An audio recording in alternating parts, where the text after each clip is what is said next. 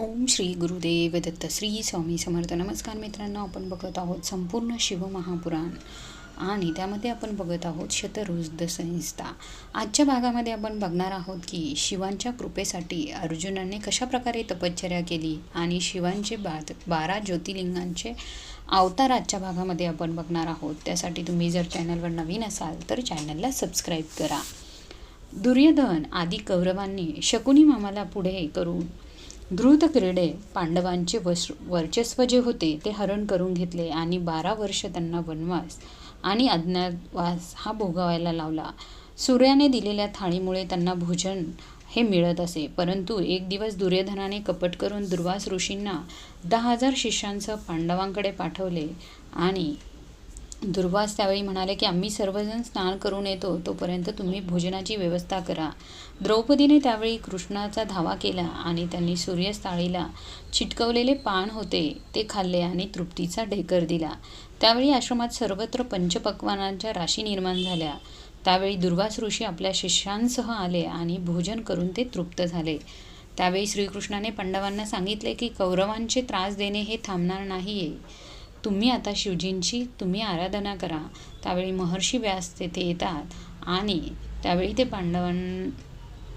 त्यांना म्हणतात की व्यास, कौरव असे छळ करतात ते तुम्ही जाणता, तरी तो त्रास कमी होण्यासाठी काहीतरी उपाय तुम्ही आम्हाला सांगतात. आणि त्यावेळेस व्यास सांगतात की तुम्ही अतिशय सत्याने वागता, तुम्ही सत्य आचरण कधी सोडले नाही, तरी देखील तुम्हाला त्रास हा भोगावा लागत आहे. त्याला पायबंद कसा घालता येईल. त्यावेळी दुर्योधनावर लक्ष ठेवले असते तर तुमच्यावर ही वेळ आली नसती. धृतराष्ट्र दृष्ट आहे आणि त्याचे फळ त्याला मिळाल्याशिवाय राहणार नाही. तुमचे सर्व उत्तम मंगलच होणार. आता तुम्ही फक्त धैर्याने वागा आणि तुम्ही सर्वजण एकमेकांना सांभाळा आणि अशा परिस्थितीत कोणत्याही प्रकारचे दुःख तुम्ही करू नका. त्यावेळी पांडव म्हणतात की आम्ही इथे वनात आलो तरी कौरव आम्हाला त्रास देत आहे, यावर तुम्ही काहीतरी उपाय सांगा. श्रीकृष्णांनी आम्हाला शिवजीची आराधना करण्यास सांगितलं, तरी तुम्ही आम्हाला आता योग्य मार्ग दाखवा. त्यावेळेस व्यास पांडवांना सांगतात की शिव उपासनेचे महत्त्व खूप मोठे आहे. मी पण त्यांची सेवा करतो. त्यावेळी भगवान शंकर हे सर्वांच्या पलीकडे आहे. शिवभक्त हे भक्तीने प्रसन्न होतात. भक्तांचे मनोभावे ते कल्याण करतात. त्यावेळी व्यास अर्जुनाला स्नान करून येण्यास सांगतात आणि त्याला पूर्वेकडे तोंड करून बसवतात. इंद्रविद्येचा उपदेश देतात. पार्थिव लिंग पूजन विधी शास्त्रशुद्ध पद्धतीने ते त्याला सांगतात आणि म्हणतात की अर्जुना, तू इंद्रकील पर्वतावर जा आणि तेथे गंगेच्या किनावर जाऊन शिवजींची तू आराधना कर. जो धर्माचे आचरण करतो त्याचे कल्याण होते. व्यासांनी सांगितल्याप्रमाणे शिवजींचा महिमा सांगितल्यामुळे अर्जुन शिवमंत्राचा जप करू लागला आणि तो अधिकच तेजस्वी दिसू लागला. अर्जुन तपश्चर्येसाठी गेला, त्यामुळे पांडवांना आधार नसल्यासारखेच वाटू लागले. त्यावेळी व्यास त्यांच्याकडे आले आणि त्यांना म्हणाले की धर्मराजा पूर्वी नल राजा तुमच्यापेक्षा जास्त दुःख देत होते. हरिश्चंद्र राजानेही फार दुःख सोसले आहे. प्रभू रामचंद्रांनी तर वनवास सोसला आहे. सर्वांनाच बालपणापासून वृद्ध अवस्थेपर्यंत दुःख हे भोगावे लागले. विश्व अनित्य आहे आणि अनित्यच राहणार आहे, म्हणून सत्याचा आश्रय करून तुम्ही राहा, परंतु संतुष्ट होऊन तुम्ही कर्म करा. हे ऐकल्यानंतर पांडवांची वृत्ती ही शांत झाली. इकडे अर्जुन इंद्रनील पर्वतावर आला. गंगेवर त्याने स्नान केले. पार्थिव लिंग तयार करून पूजा केली. त्यावेळी इंद्र वृद्ध ब्राह्मणाचे रूप घेऊन तेथे आला आणि अर्जुनाला म्हणाला तू कशासाठी तप करतो. त्यावेळी अर्जुन म्हणाला की मी विजयासाठी तप करतो. त्यावेळी इंद्राने आपले मूळ रूप प्रगट केले. त्यावेळी अर्जुन हात जोडून म्हणाला मला शत्रूवर विजय मिळवता येईल असा वर द्या. त्यावेळी इंद्र सांगतात की तू भगवान शंकरांना शरण जा, त्यांच्या कृपेने तुला यश, श्री आणि कीर्ती लाभेल. एवढे बोलून इंद्र तेथून अंतर्धान पावतात. इंद्र तिथून निघून गेल्यानंतर व्यासांच्या सांगण्याप्रमाणे अर्जुन हा शिवांची पूजा करण्यास सुरुवात करतो. तो एका पायावर उभे राहून तप करू लागतो. अर्जुन घोर तपश्चर्या करतो. दुर्योधनाला ते कळते आणि त्याला खूप मोठी चिंता वाटू लागते. त्याने एका दैत्यांची योजना केली. दैत्याने शुकराचे रूप घेऊन अर्जुनावर चाल करून आला. अर्जुनाला ते माहीत होते की हा दैत्य असणार, हा माझा शत्रूच माझ्यावर चाल करून आला आहे. आचरणावरून कुळाचे संस्कार लक्षात येतात. बोलण्यावरून विद्वत्ता जाणली जाते. एखाद्याची गती, हालचाल, संभाषण, डोळे आणि तोंड यावरून त्याच्या मनातील विचार समजतात. अर्जुनाने ठरवले की या शुकराला आपण ठार केले पाहिजे. त्यावेळी भिल्ल रूपात शिवजी आले. भिल्लाने आणि अर्जुनाने एकाच वेळी शुक्रावर बाण सोडले. त्यावेळी शुकर मृत्यू पावला आणि दैत्याचे मूळ रूप प्रगट झाले. आपल्या हातून एक प्रचंड दैत्य मारला गेला हे जाणून शिवांना आणि अर्जुनाला खूप आनंद झाला. शिवजीच्या कृपेने मी आज वाचलो हे अर्जुनाला कळल्यानंतर अर्जुनाने शिवाचे स्मरण केले आणि त्यांना नमस्कार केला. शुकराच्या रूपातील मूक दैत्य हा ठार झाला तेव्हा शिवांनी सेवकाला बाण आणण्यासाठी सांगितले. त्यावेळी अर्जुन देखील बाण घेण्यासाठी तेथे आला होता. अर्जुनाने बाण उचलला आणि त्यावेळी शिवजींचे सेवक म्हणाले की हा बाण आमचा आहे, तू का उचलतोस? आणि शिवजींच्या सेवकांमध्ये आणि अर्जुनामध्ये संघर्ष होतो. ते दोघेही माघार घेण्यास तयार नसतात. मी तुमच्या बरोबर युद्ध करणार नाही. तुमचा प्रमुख कोण आहे? त्याला तुम्ही इथे घेऊन या. त्यावेळी भिल्ल आपल्या स्वामींकडे येतो आणि घडलेला सगळा वृत्तांत त्यांना सांगतो. भिल्लाच्या सेनाने अर्जुनाला पुन्हा समजावून सांगण्याचा प्रयत्न केला. पण अर्जुनाने काही केल्यास ऐकले नाही. भिल्ल सेनेने किती वेळा समजावून सांगितले, पण अर्जुन आपल्या मतावर मात्र ठाम होता. त्यावेळी भिल्लसेना म्हणते की हा बाण देऊन टाक आणि स्वतःला मृत्यूपासून तू वाचव. स्वतःच्या जीवाचा तू विचार कर. त्यावेळी अर्जुन त्यांना सांगतो की हा बाण तुझ्या राजाला देऊन मी माझ्या कुळाचा कमीपणा करू इच्छित नाही. असे काही घडले तर माझ्या भावांना फार दुःख होईल. मी क्षत्रिय आहे आणि मी युद्धाला घाबरत नाही.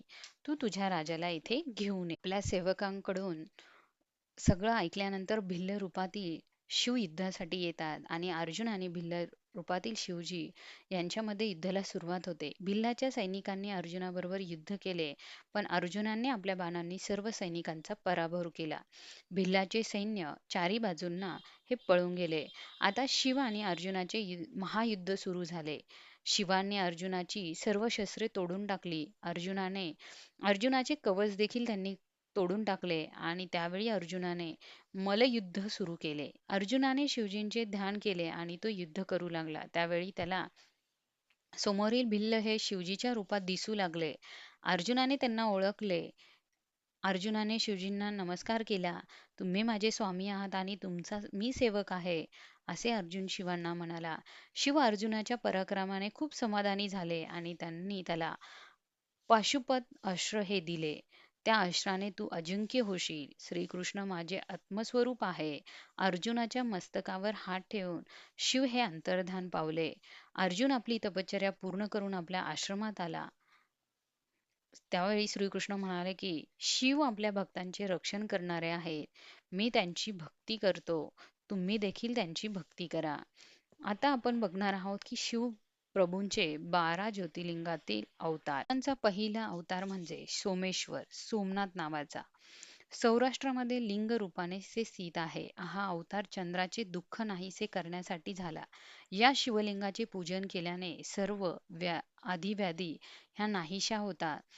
त्या शेजारी चंद्रकुंड नावाचे तीर्थ आहे. तेथे स्नान केल्यास सर्व पापे हे नाहीसे होतात. त्यानंतर दुसरा अवतार आहे तो म्हणजे मल्लिका अर्जुन. श्रीशैल पर्वतावर मल्लिका अवतार झाला. कार्तिकेयच्या दर्शनासाठी शंकर तेथे आले होते आणि त्यांनी लिंग रूपाने ते तेथेच झाले. त्या ज्योतिर्लिंगाच्या दर्शनाने व पूजनाने सुख शांती आणि मोक्ष प्राप्त होतो. त्यांचा तिसरा महाकाल नावाचा जो अवतार आहे तो उज्जैनीय नगरीत आहे. हा अवतार भक्तांचे रक्षण करणारा आहे. तेथे भक्ताला मारण्यासाठी एक दैत्य आला होता. तेव्हा शिव तेथे प्रगट झाले आणि दैत्याला त्यांनी मारून टाकले. शिवजी ज्योतिर्लिंगाच्या रूपाने तेथे स्थित झाले आणि ह्या महाकालच्या दर्शनाने भक्तांच्या सर्व इच्छा ह्या पूर्ण होतात. त्यानंतर शिवजींचा चौथा अवतार म्हणजे ओमकार. विंध्याचलाने शिवजींचे पार्थिव लिंग स्थापन केले होते. त्याच्या भक्तीने शिवजी लिंगातून प्रगट झाले आणि विद्येचे मनोरथ हे पुरवले. एक लिंग प्रणवात ओमकारेश्वर नावाने प्रसिद्ध आहे आणि दुसरे लिंग हे परमेश्वर नावाने प्रसिद्ध आहे. शिवजींचा केदारेश्वर नावाचा 5वा अवतार हा मात्र हिमालयात झाला. नरनारायणने प्रार्थना केल्यावर शिवजी तेथे प्रगट झाले. या ज्योतिर्लिंगाच्या दर्शन घेतल्याने सर्व मनोकामना ह्या पूर्ण होतात.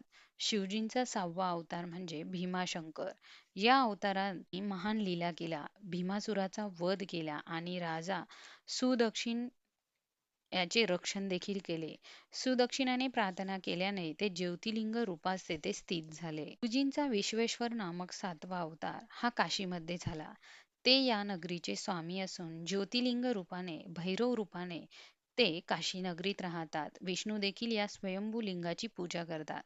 या लिंगाची पूजा केल्याने कैवल्यप्रद प्राप्त हे होते. शिवजींचा त्र्यंबक नामक 8वा अवतार गौतमी तटावर झाला. मी ऋषींनी शिवप्रभूंची प्रार्थना केली आणि त्यामुळे ज्योतिर्लिंग रूपाने ते तेथे प्रकट झाले.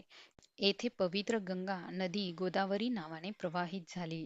शिवजींचा वैद्यनाथ नामक 9वा अवतार हा रावणाच्या निमित्ताने झाला. त्यांचे आत्मलिंग घेऊन रावण लंकेला जात असताना ते ज्योतिर्लिंग रूपाने तेथे स्थित झाले. शिवजींचा 10वा अवतार म्हणजे नागेश्वर भक्तांच्या रक्षणासाठी झाला. दारुक दैत्याचा वध करून सुप्रिय नावाच्या वैश्य भक्ताला त्यांनी वाचवले. त्यानंतर अंबिकेसह ज्योतिर्लिंग स्वरूपात तेथे स्थित झाले. शिवजींचा 11वा अवतार म्हणजे रामेश्वर. या अवतार रामचंद्रांसाठी त्यांनी घेतला. रामप्रभूंनी पार्थिव लिंगाची स्थापना करून विजयाच्या हेतूने शिवांची आराधना केली. शिवांनी जयप्राप्तीचे वरदान दिले आणि लिंगामध्ये अंश रूपाने तेथे स्थित झाले. 4 धामांपैकी हे एक रामेश्वर एक धाम आहे. त्यानंतर शिवजींचा 12वा अवतार म्हणजे घुमेश्वर. भक्तांवर दया करण्यासाठी त्यांनी हा अवतार घेतला. सुदेय दैत्याने घुमेश्वर पुत्राला मारून टाकले. त्याला जिवंत करण्यासाठी तिने शिवाची आराधना केली. शिवांनी त्याला जिवंत केले. त्यानंतर ज्योतिर्लिंग स्वरूपात सरोवरात ते तेथे स्थिर झाले. त्यांच्या पूजनाने मुक्ती प्राप्त होते. जर कोणी 12 अवतारांच्या कथा कोणी पठण केल्या, श्रवण केल्या, तर त्याची सर्व पापांपासून ही मुक्ती हे त्याला मिळत असते. मित्रांनो, संपूर्ण शिवमहापुराणातील पुढील भाग आपण पुढच्या व्हिडिओमध्ये बघणार आहोत. त्यासाठी चॅनलला सबस्क्राईब करा. धन्यवाद.